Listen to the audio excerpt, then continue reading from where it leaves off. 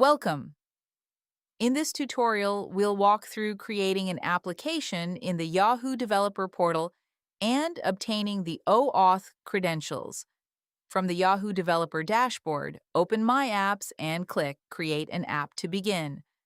On the Create Application page, enter your application name and add a short description explaining the purpose of your application.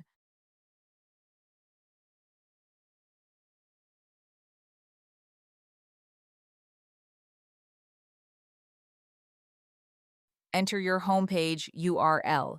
This should be the website associated with your application.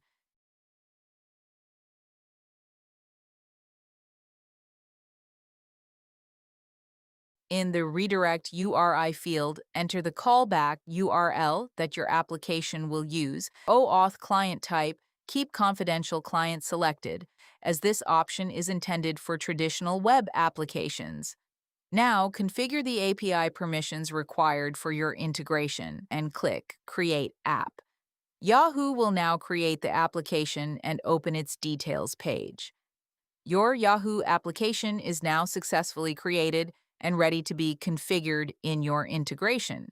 Thanks for watching, and we'll see you in the next tutorial.